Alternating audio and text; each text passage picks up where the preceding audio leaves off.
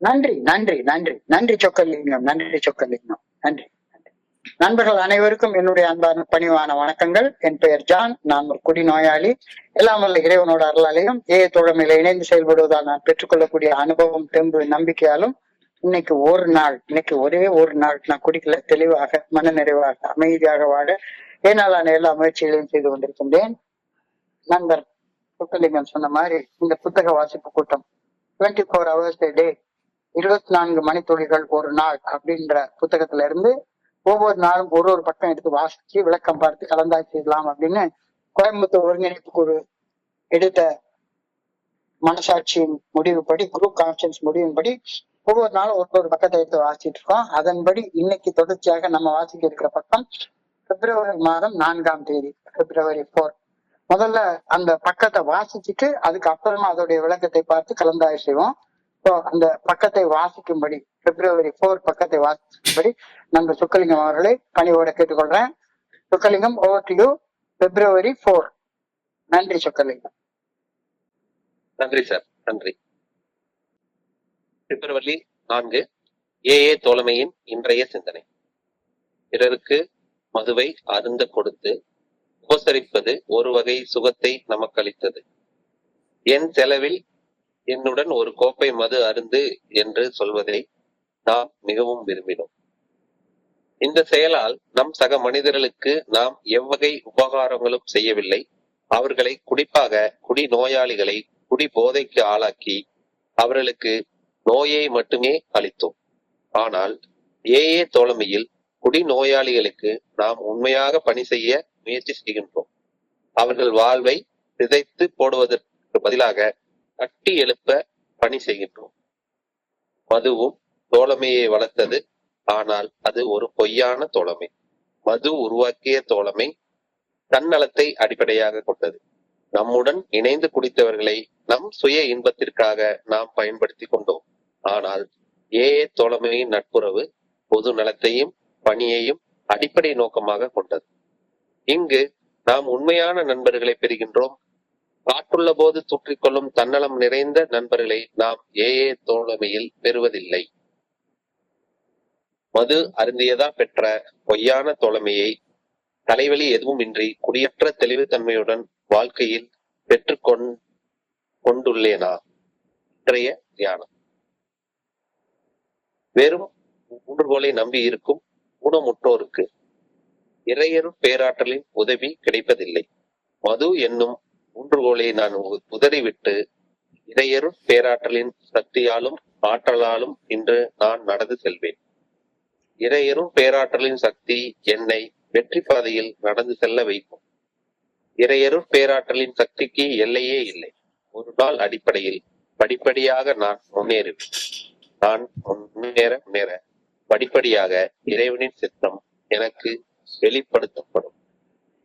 இன்றைக்கான பிரார்த்தனை. இறையருள் பேராற்றலை மேலும் மேலும் சார்ந்து வாழ வேண்டும் என அன்புடன் வேண்டுகிறேன்.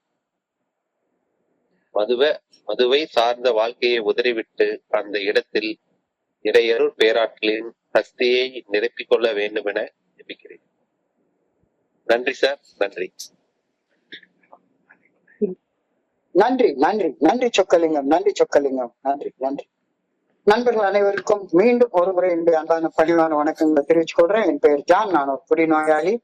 எல்லாமல்ல இறைவனோட அருளாலையும் தோழமையில இணைந்து செயல்படுவதால் நான் பெற்றுக்கொள்ளக்கூடிய அனுபவம், திரும்ப நம்பிக்கையாலையும் இன்னைக்கு ஒரே ஒரு நாள் நான் குடிக்கல, தெளிவாக, மன நிறைவாக, அமைதியாக வாழ என்னால் நான் எல்லா முயற்சிகளையும் செய்து கொண்டிருக்கிறேன். இன்றைக்கு வாசிக்கப்பட்ட February 4 அந்த சிந்தனையை வாசிக்கிறப்ப எனக்கு என் வாழ்க்கையில் நடந்த ஒரு நிகழ்வு ஞாபகத்துக்கு வந்தது. அந்த நிகழ்வை பகிர்ந்து கொண்டு சிந்தனைக்குள்ளார போலாம். என்னுடைய குடிக்காலத்துல ஒரு நாள், அப்போ என்னுடைய பையன் 4th standard 5th standard படிச்சுட்டு இருந்தான்.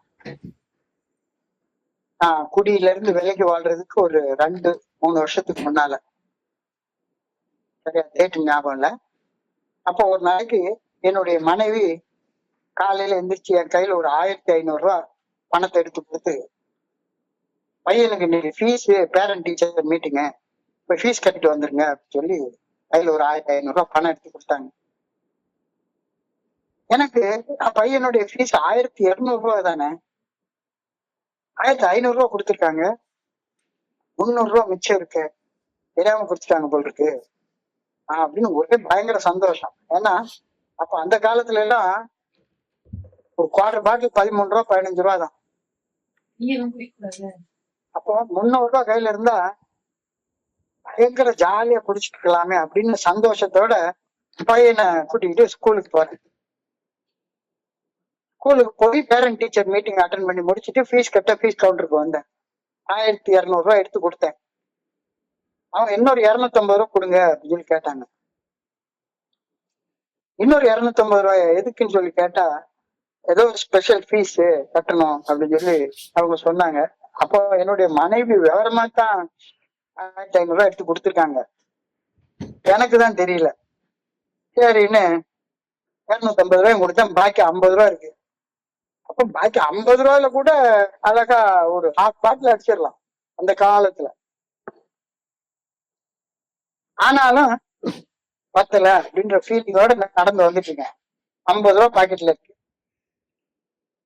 ஸ்கூல்ல இருந்து எங்க வீட்டுக்கு ஒரு 1/2 கிலோமீட்டர், ஒரு 500 மீட்டர் இருக்கும். 500 மீட்டர் நடந்து வர்ற நேரத்துல என் பையன் வந்து, ஏப்பா ரொம்ப வெயிலா இருக்கு, தாகமா இருக்கு, ஒரே ஒரு கோக் வாங்கி கொடுங்க அப்படின்னு சொல்லி கேட்டான்.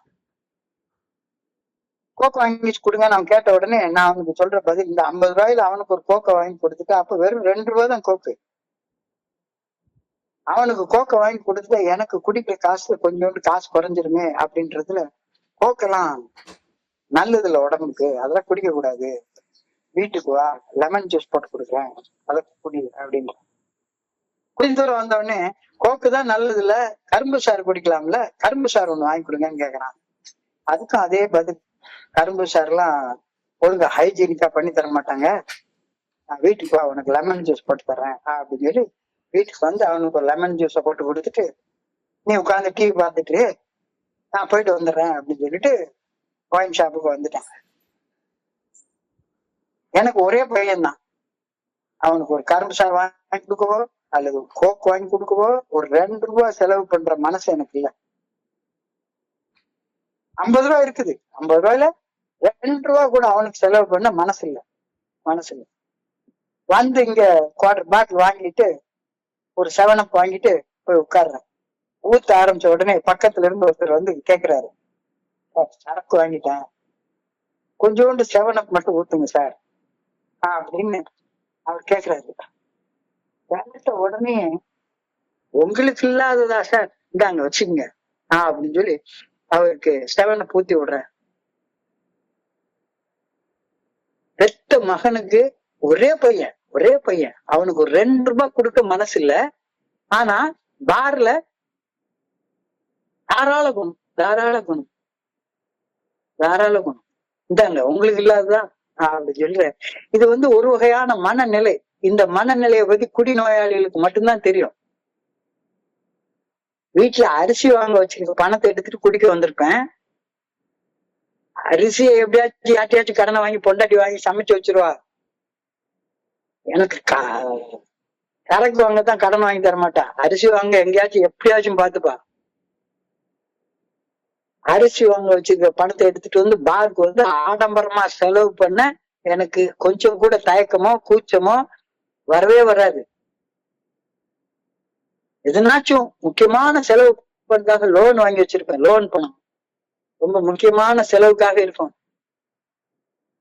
அந்த பணத்தை எடுத்துட்டு வந்து படோடபமா பார்ல செலவு பண்றது தயக்கமே இருக்காது. நிறைய நண்பர்கள் ஷேர் பண்றது கேட்டிருக்கேன். பொண்டாட்டி தாலியை வெட்டிட்டு வந்து அதை வித்து வச்சிருக்கிற பணத்தை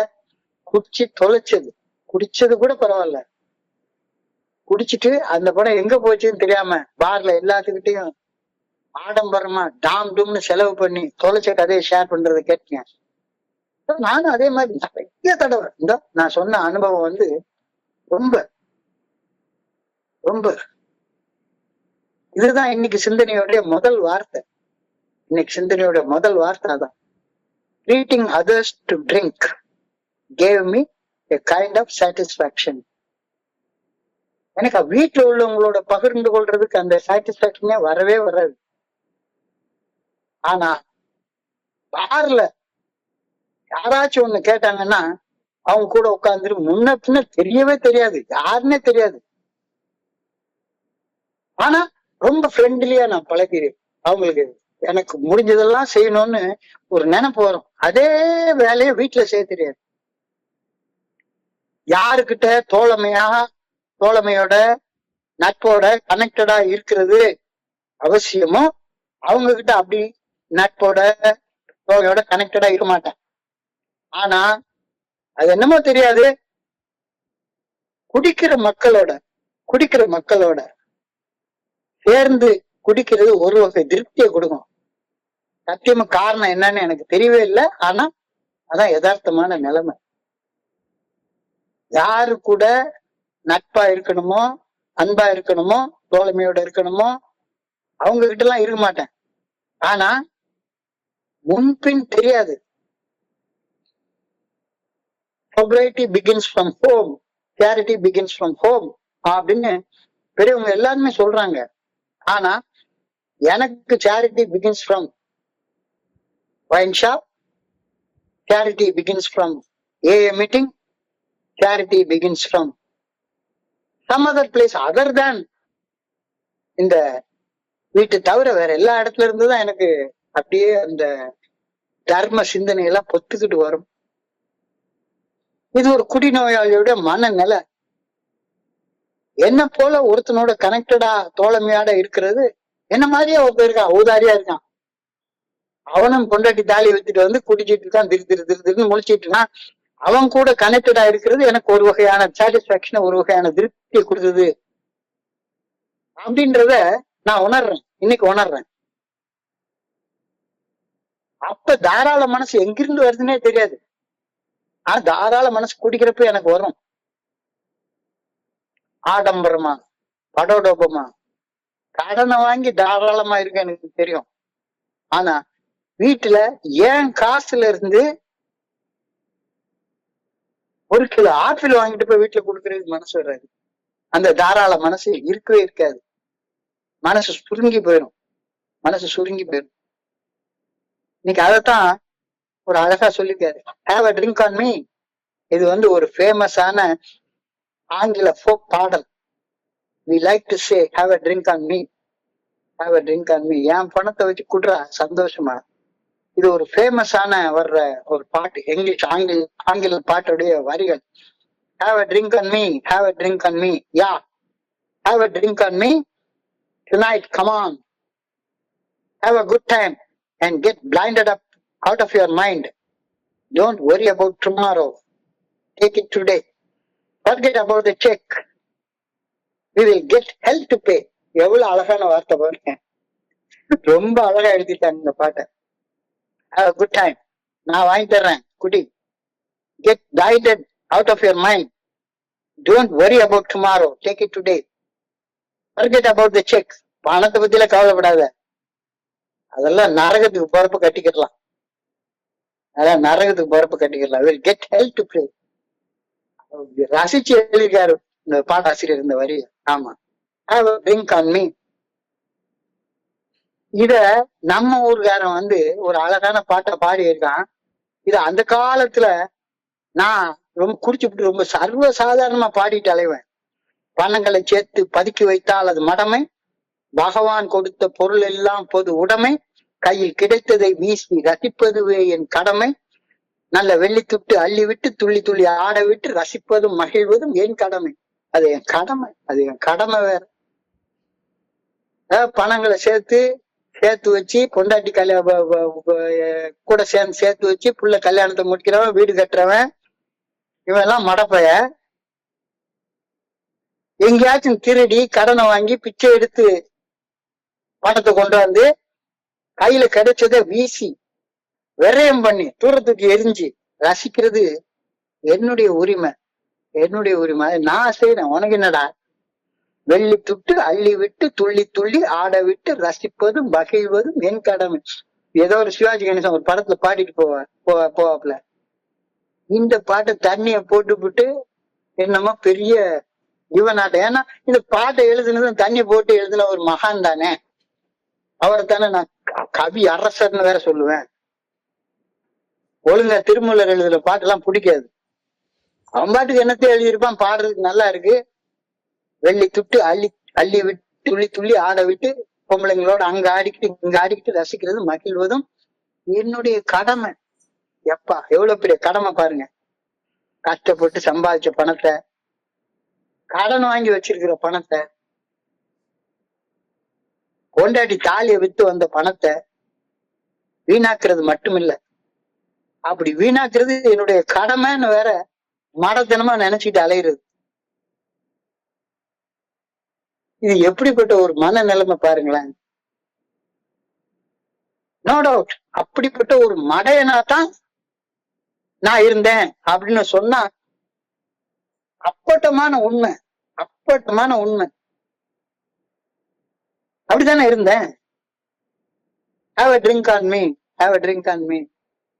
எதுக்கு பணம், எங்கிருந்து வருது, எவ்வளவு கஷ்டப்படுறோம், ஒண்ணு சம்பாதிக்கிறதுக்கு எவ்வளவு கஷ்டப்படுறோம், அதெல்லாம் யோசிக்கிறதே கிடையாது.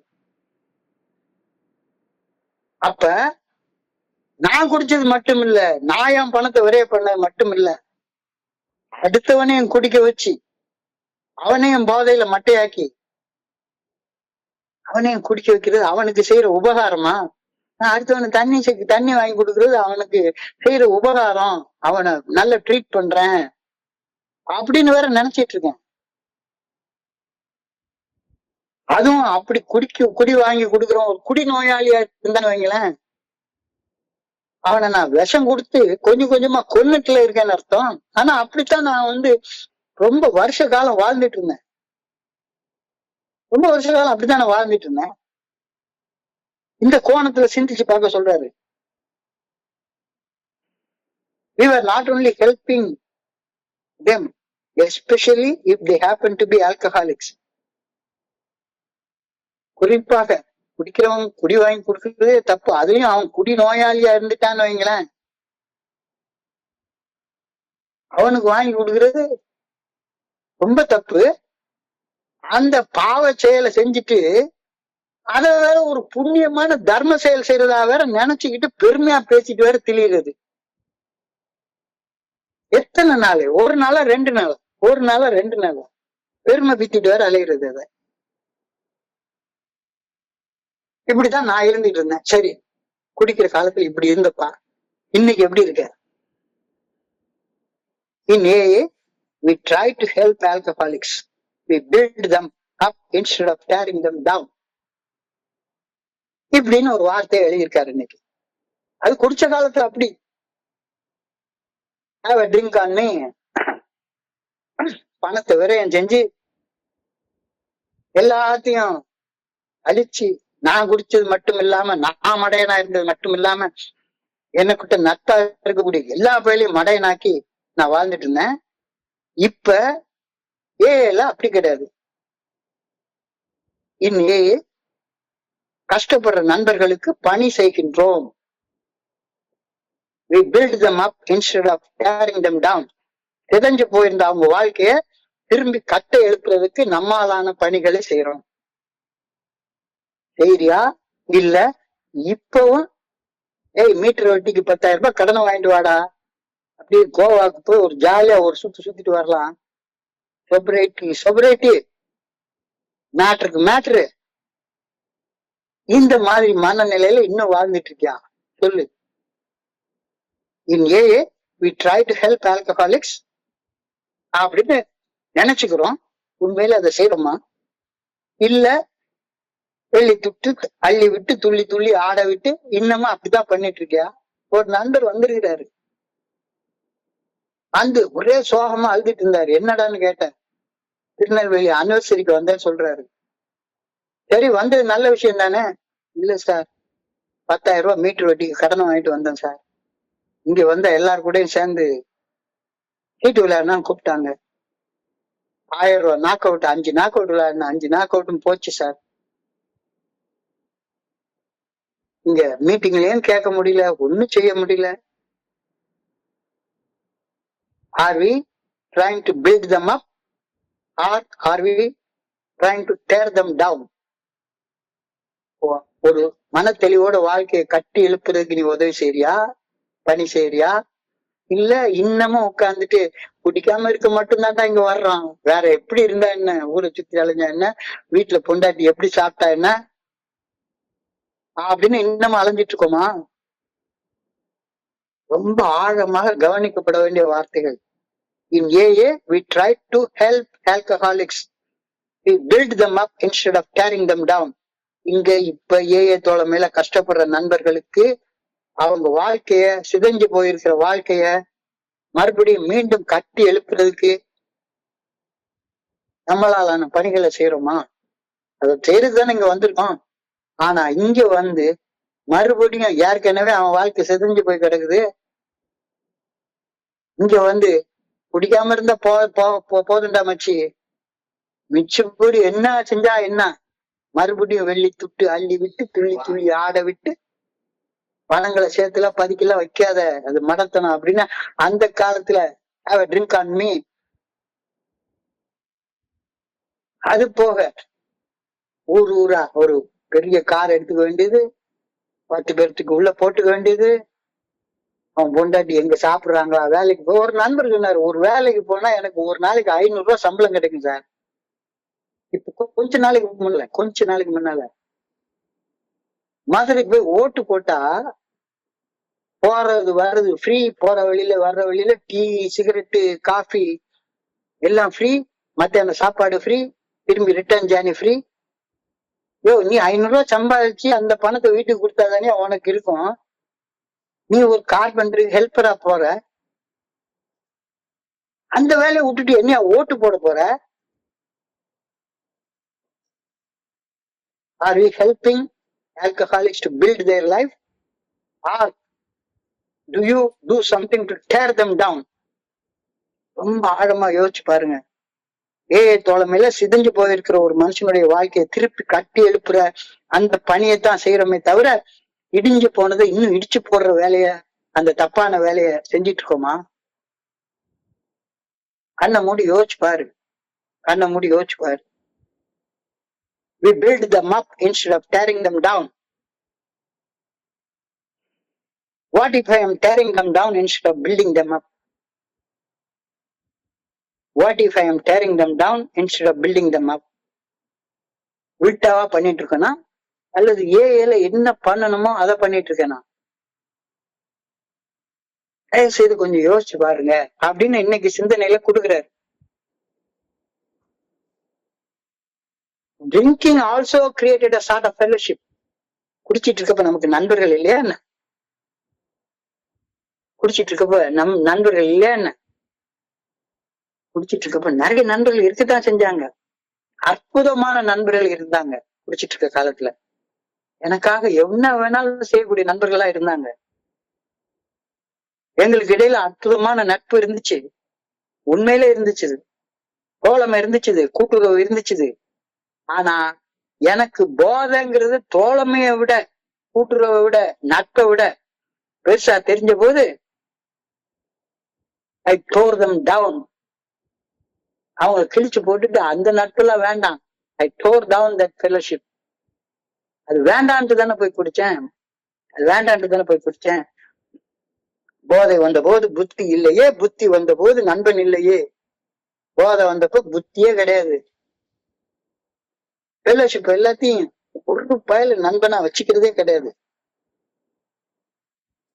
அதத்தான் ஃபால்ஸ் ஃபெலோஷிப் அப்படின்ற வார்த்தையை இன்னைக்கு உபயோகப்படுத்துறாரு. ஃபால்ஸ் ஃபெலோஷிப், பொய்யான தோழமை, பொய்யான தோழமை. Drinking created a sort of false fellowship. Drinking created a sort of fellowship, but it was a false fellowship because it was based on selfishness. குடிக்கிறப்ப எனக்கு இருந்த உண்மையான தோழமை, அதை தக்க வச்சுக்க எனக்கு தெரியல, தக்க வச்சுக்க முடியல.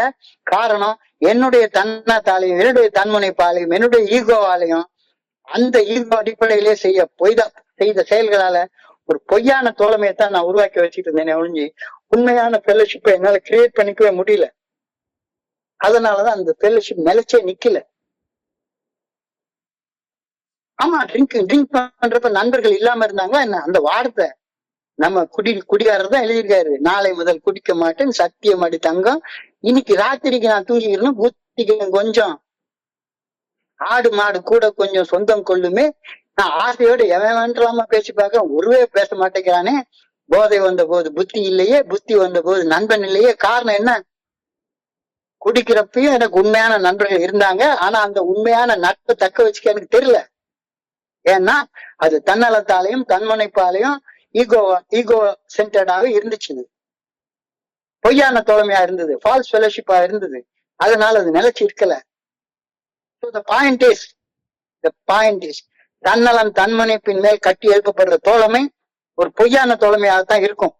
அது நிலைச்சு நிக்காது. தன்னலம் தன்முனைப்போட செய்யப்படும் செயல்கள் ஒரு அடிக்ஷனா தான் இருக்கும். செயல் அடிமைத்தனமான செயல்களா தான் இருக்கும். இன்னமும் போதை வந்த போது புத்தி இருக்காது. புத்தி இல்லைன்னா தோழமை இருக்காதுடா. புத்தி இல்லைன்னா தோழமை இருக்காது. நீ குடிக்காம அதை பத்தி பிரச்சனையே கிடையாது. எதுக்கு மேல நீ அடிக்ட் ஆயிட்டியோ உனக்கு புத்தி இருக்காது. Don't be addicted to anything. Don't be addicted to anything. போதை வந்தா புத்தி இருக்காது. புத்தி இல்லைன்னா உனக்கு நட்பு இருக்காது, தோழமை இருக்காது. We used our drinking companions for our own pleasure and there was a false fellowship. குடிக்கிற நேரத்துல நம்முடைய அந்த உண்மையான நண்பர்களை எல்லாம், உறவினர்களை எல்லாம் நம்முடைய சொந்த சுகத்துக்காகவும், நம்முடைய சொந்த தன்னலத்துக்காகவும், சொந்த தன்மனைப்புக்காகவும், ஈகோவுக்காகவும் மட்டும்தான் பயன்படுத்தணும். அது பொய்யான தோழமை. பொய்யான தோழமை நிலைச்சே நிக்காது. False fellowship. சரி, இன்னைக்கு நான் குடிக்கல, ஏஏ தோழமையில இணைஞ்சு செயல்படுறேன்.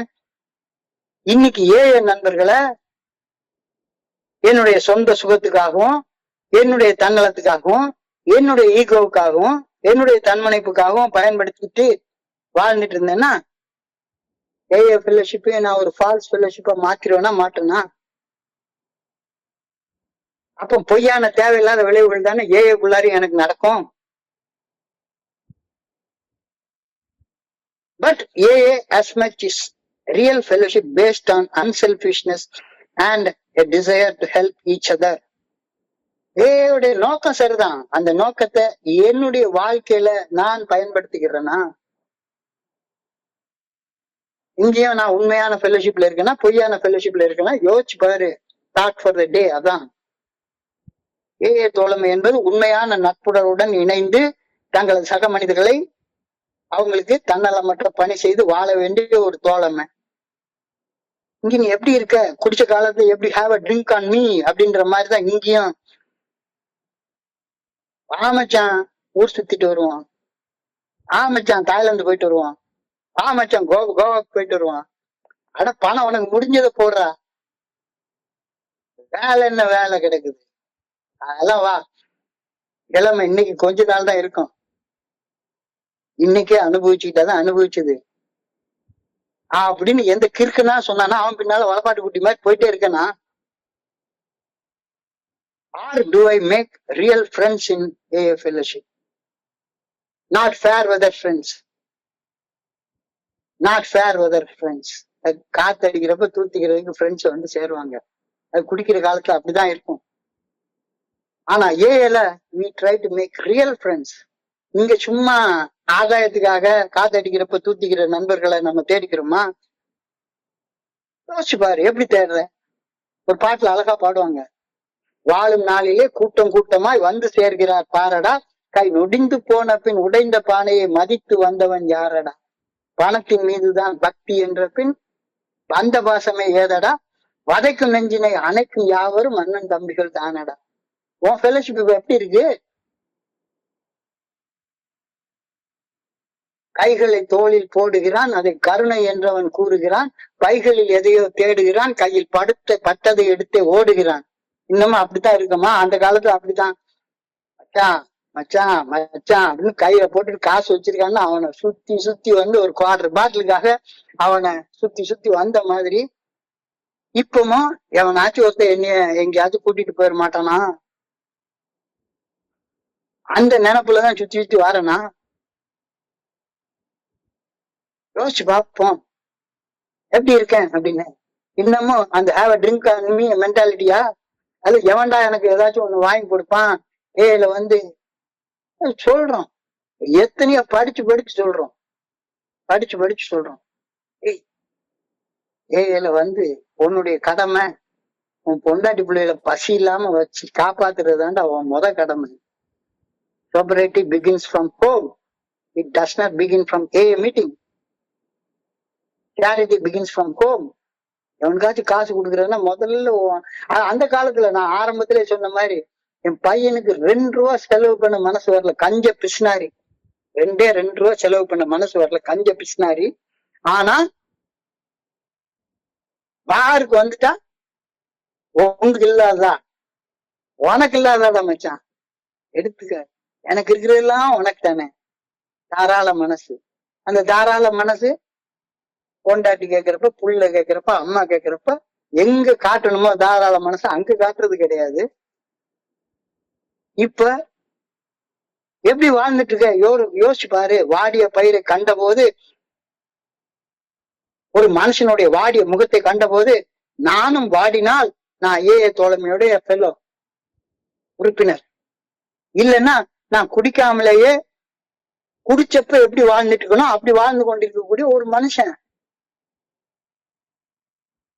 இல்ல நீ அப்படி வாழ்றதுக்க வந்திருக்க. உன்னுடைய தெளிவுத்தன்மை வீட்டுல இருந்து ஆரம்பிக்கட்டும். உன்னுடைய தாராள குணம் பொண்டாட்டிகிட்ட, பிள்ளைகிட்ட, அம்மா கிட்ட, அப்பா கிட்ட, அண்ணன் தம்பி கிட்ட, கூட வேலை பார்க்கறவங்க கிட்ட இருந்து ஆரம்பிக்கட்டும். அதுக்கப்புறமா நண்பர்கள்ட்ட வரலாம். தாராள குணத்தோட இருக்கணும்ன்றது தப்பு இல்லை. அது ஆரம்பிக்க வேண்டிய இடம் எங்க? என் பையன் கையில குடிக்கிறதுக்கு காசு இருக்கிற நேரத்துல ஒரு 2 ரூபாய் கோக்கு வாங்கி கேட்கறான், ஒரு 2 ரூபாய்க்கு ஒரு கரும்பு சாறு வாங்கி கேட்கறான். வாங்கி கொடுக்க மனசு இல்லாத அதே மனசுலதான் இன்னும் ஏன் பணம்னு ஒழிச்சு ஒழிச்சு வச்சுதான் வாழ்ந்துட்டு இருக்கிறேன்னா, இன்னொரு இடம் வந்த உடனே அப்படியே தாராள குணம் பிச்சுக்கு வந்துடும். இன்னும் வாடகை வீட்டுல இருக்கிறேன், சொந்த வண்டி இல்ல, சம்பாத்தியம் சரியில்லை, இன்னைக்கு ஒரு நாளைக்கு வேலைக்கு போனாதான் 500 ரூபாய் கிடைக்கும், இன்னைக்கு ஆட்டோ ஓட்டினாதான் 500 ரூபாய் கிடைக்கும் அப்படின்ற ஒரு நிலைமை இருக்கிற நேரத்துல இருந்து பழகிட்டேன். 90 நாள் குடிக்காம இருந்துட்டேன், 1 வருஷம் குடிக்காம இருந்துட்டேன், மெடல் வாங்கிட்டேன். ஆனாலும் இன்னமும் வந்து நல்லா அந்த வெளி துட்டு அள்ளி அள்ளி விட்டு இறைச்சி பார்த்தா தான் எனக்கு இருக்கணும் அப்படின்னு இன்னமும் அதே ட்ரிங்க் ஆன் மீ மென்டாலிட்டி தான் இருக்கா? With sobriety have I got drinking, have I got everything drinking has got without headaches. இது இன்னைக்கோட சிந்தனை. ட்ரிங்கிங்லயும் எல்லாம் இருந்துச்சு, ஆனா தலைவலியும் கூட சேர்ந்து இருந்துச்சு. இன்னைக்கு தலைவலியை எடுத்துட்டு ட்ரிங்கிங் டைம்ல எனக்கு இருந்த அந்த ஃபெல்லோஷிப்பை புதுப்பிச்சுக்கிறேன்னா? கேள்வியை கேட்டு பாரு. இன்னைக்கு தியானம். ஒரு மாற்றுத்திறனாளி இருக்காரு, ஒரு ஊனமுற்ற ஒரு மனுஷன் இருக்காரு, அவருக்கு ஊன்றுகோல் மிகவும் அவசியம். ஊன்றுகோல் இல்லாம அவரால் நடக்க முடியாது. ஆனாலும் ஊன்றுகோல் மனுஷனுடைய உறுப்பு ஆகாது.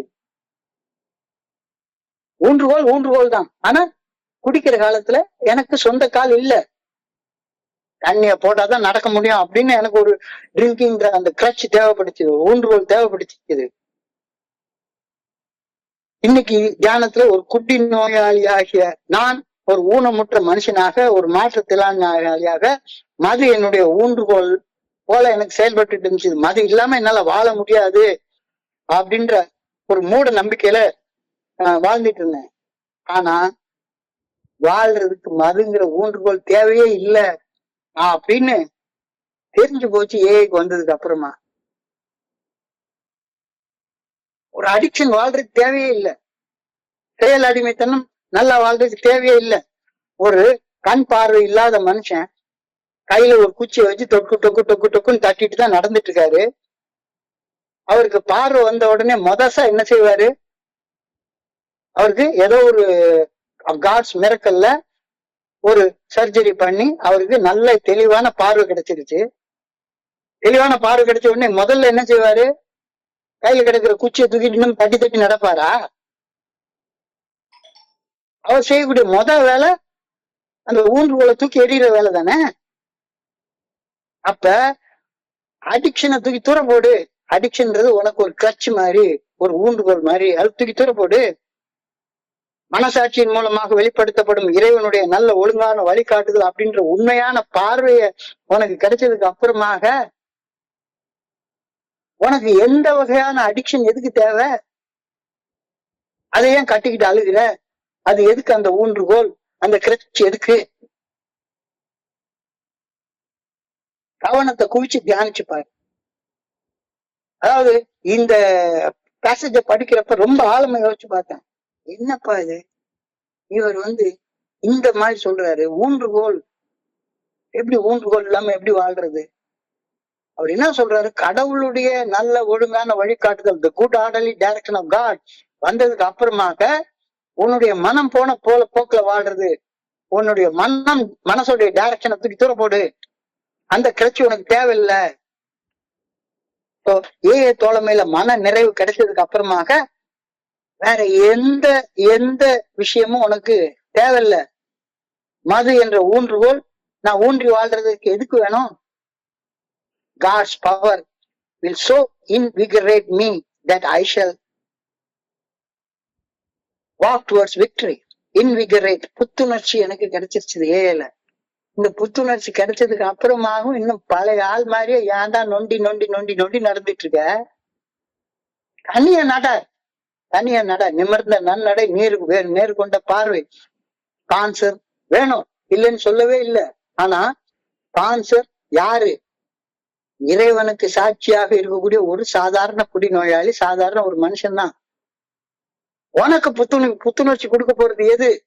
God's power, the good orderly direction of God. அது கொடுக்கக்கூடிய பவர், அதுதான் வேணும். அதுதான் உன்னை வெற்றி நோக்கி நடக்க வைக்கும். There is no limit for the power of God. இறைவனுடைய நல்ல ஒழுங்கான வழிகாட்டுதலுடைய சக்திக்கு அளவே கிடையாது, எல்லையே கிடையாது. அந்த வழியில ஒவ்வொரு அடியா எடுத்து வச்சு நடக்க ஆரம்பிக்கிறப்ப God's will be revealed to me. எப்படி வாழணும், அதுக்கான சக்தி என்ன, எல்லாம் உனக்கு தானா கிடைக்கும். Just go forward.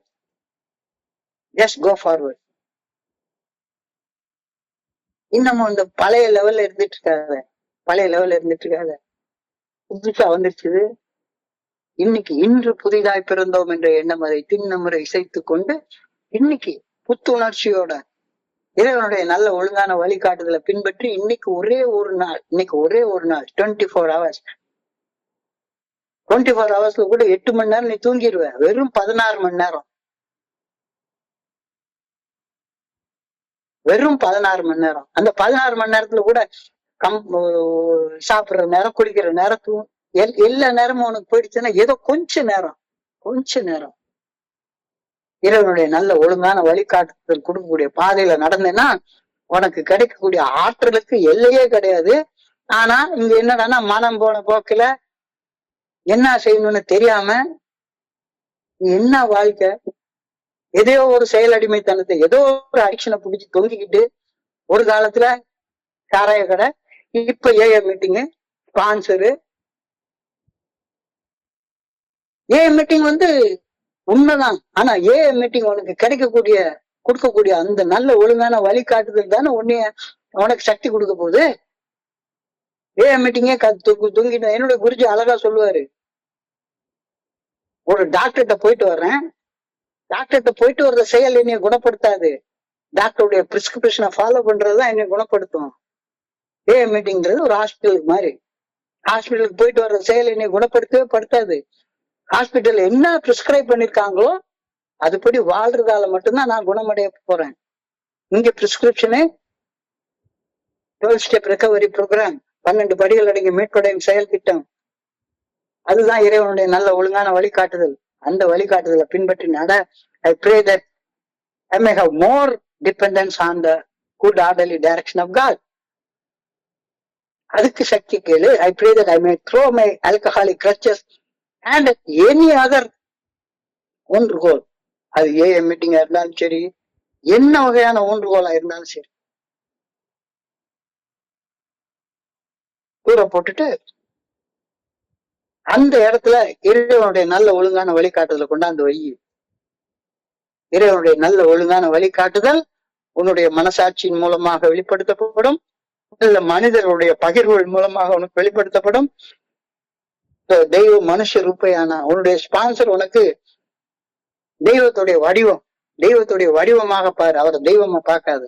அவருடைய அனுபவம் தெம்பு நம்பிக்கை பகிர்தல கேட்டு இறைவனுடைய நல்ல ஒழுங்கான வழிகாட்டுதலை பின்பற்றி நடக்க ஆரம்பி. எல்லா கிரச்சையும் தூக்கி தூர போடு, எல்லா கிரச்சையும் தூக்கி தூர போடு. ரொம்ப ஒரு ஆழமான அழகான சிந்தனை இன்னைக்கு கொடுக்கப்பட்டிருக்கிறது. இன்னமும் அந்த ஊதாரியாட்டம் தான் இருக்கனா, have a drink on me, have a drink on me, have a drink on me tonight, come on, have a good time and get blinded out of your mind. ஏதாவது ஒரு அடிக்ஷனுக்காக don't worry about tomorrow, take it today. போனா வராது, இளமை வராது, இன்னைக்கே அனுபவிச்சுக்கோ, நாளைக்கு கிடைக்காது, இன்னைக்கு எவ்வளவு உருளமோ உருண்டுக்கோ அப்படின்ற மென்டாலிட்டி தான் இன்னும் வாழ்ந்துட்டு இருக்குன்னா, forget about the check, we will get hell to pay, we will get hell to pay. நாளைக்கு நரகத்துல எல்லாத்தையும் கட்டிக்கிறலாம், சேர்த்து கட்டிக்கிறலாம். அந்த நரக வாழ்க்கையை தான் உருவாக்கிட்டு இருக்கிறேன்னா. சோ நீ யாரையாச்சும் ஒருத்தனை செயல் அடிமையாக மாத்தின அப்படின்னா, ஒரு அடிக்டா மாத்தினா சரிதான். Be to drinking or be to any action, addicted action. நீ அவனுக்கு நல்லது செய்யல, நல்லது செய்யல. Instead of building him up, you are tearing him down. Addict ஆக்காத, எவனையும் எதுக்கும் அடிக்ட் ஆக்காத, சுதந்திர மனுஷனாக அவனுடைய மனசாட்சியோட நல்ல ஒழுங்கான வழிகாட்டுதலை ஃபாலோ பண்ணி நீ வாழு. அப்படி வாழ்றதற்கு பணி செய், அப்படி வாழ்றதுக்கு பணி செய். ரொம்ப ஆழமா கவனிச்சு பாரு. எவனுடைய வாழ்க்கையும் சிதைச்சு சின்ன பின்னமாக்காத, அடிக்ட் ஆக்காத. அப்ப அடிக்ட் ஆகாதுன்னா நீ சுதந்திர மனுஷனாக வாழ்ந்தா மட்டும்தானே ஒருத்தனுக்கு வாழ்றத பத்தி அனுபவத்தை பகிர முடியும். build a fellowship, don't tear it down. ட்ரிங்கிங்லயே நமக்கு ஃபெல்லோஷிப் இருந்தது, நல்லா இருந்துச்சு. எவ்வளவு ஆழமான நண்பர்கள், எவ்வளவு ஆழமான நண்பர்கள் இருந்தாங்க. எனக்காண்டி கண்ணீர் விட்டு அழுத நண்பர்கள் இருந்தாங்க.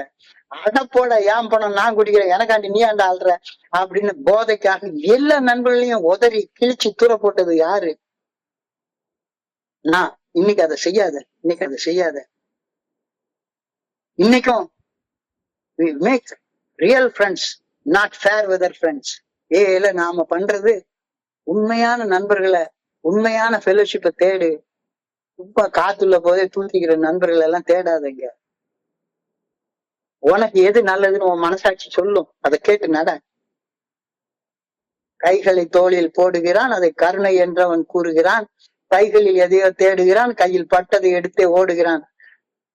எவனும் உன் பாக்கெட்ல இருந்து எடுக்க விடாத, நீ எவன் பாக்கெட்ல இருந்து எடுக்காத. அதை நம்ம வந்து வாழ்றது கத்துக்கோ. எந்த கிரச்சா இருந்தாலும் சரிதான், அது இப்ப தேவையில்லை. அடிக்ஷன் வந்து ஒரு கிரச் மாதிரிதான், அது நல்லா புரிஞ்சுக்கோ. வாழ்வதற்கு மது என்ற ஊன்றுகோல் தேவையே இல்லை, வாழ்வதற்கு எந்த ஒரு அடிக்ஷனும் தேவையே இல்லை. என்ன அடிக்ஷனா இருந்தாலும் சரிதான். கோயிலுக்கு போ, கடவுள் அங்க இருக்கிறான்னு நம்பி போ, பரவாயில்ல, okay. But don't get addicted to that action. Meeting வா, ஆனா 500 ரூபாய் சம்பாதிக்கிற வழி இருக்கு. நான் 2 வருஷம் சோபரா இருந்துட்டேன், இப்ப 500 ரூபாய் சம்பாதிக்கிறத விட்டுட்டு மீட்டிங்ல வந்து உட்காராத, ஒரு அடிக்டா வந்து உட்காராத. 500 ரூபாய் தான் முக்கியம். உன் குடும்பத்துக்கு அந்த 500 ரூபாய் சம்பளம் வாங்கி ஒரு சீப் வாழைப்பழம் வாங்கி கொண்டே கொடு. அதை விட மீட்டிங்ல வந்து வளர்றத விட அது எவ்வளவோ பெரிய உயர்ந்த செயல். வேலையை செய்ய, குடும்பத்தை காப்பாத்தி. sobriety begins from home, charity begins from home. I pray that I may be more dependent on the power of God. Power of God is in his good orderly direction. இவருடைய சக்தி எங்க இருக்கு? அவருடைய நல்ல ஒழுங்கான வழிகாட்டுதல் இருக்கு. நல்ல ஒழுங்கான வழிகாட்டுதல் தான் இந்த 12 படிகள் அடங்கிய மீட்படையும் செயல் திட்டம். அத வாழ்க்கையாக வாழ்ந்து உன்னுடைய வாழ்க்கைய சக்தி உள்ளதாக, ஆற்றல் உள்ளதாக, வளம் உள்ளதாக மாத்து. எதையும் புடிச்சு தொங்கிட்டு நிக்காத அப்படின்ற கருத்து நீ சொல்லப்பட்டிருக்கிறது. சோ இன்றைய பகுதியை படிக்கிறப்ப என் மனதை கடந்து சென்ற சிந்தனைகளை உங்க கூட பகிர்ந்து கொள்ள இந்த நல்ல வாய்ப்பை உருவாக்கி கொடுத்த இந்த குழுவிற்கு என்னுடைய மிக பணிவான நன்றிகளை தெரிவிச்சு கொள்றேன். பொறுமையாக கேட்ட ஒவ்வொரு நண்பருக்கும் என்னுடைய பணிவான நன்றிகள். இன்றைய இரவு பொழுது நண்பர்களுக்கு இனிமையான இரவாக அமைய இறைவனை நான் பணியோட தலை வணங்கி வேண்டிக் கொள்றேன். நன்றி நன்றி நன்றி நன்றி நன்றி நன்றி. வாழ்க வையகம், வாழ்க வளமுடன். Thank you thank you thank you Chockalingam. ஓட்டி சொக்கலிங்கம். Thank you very much.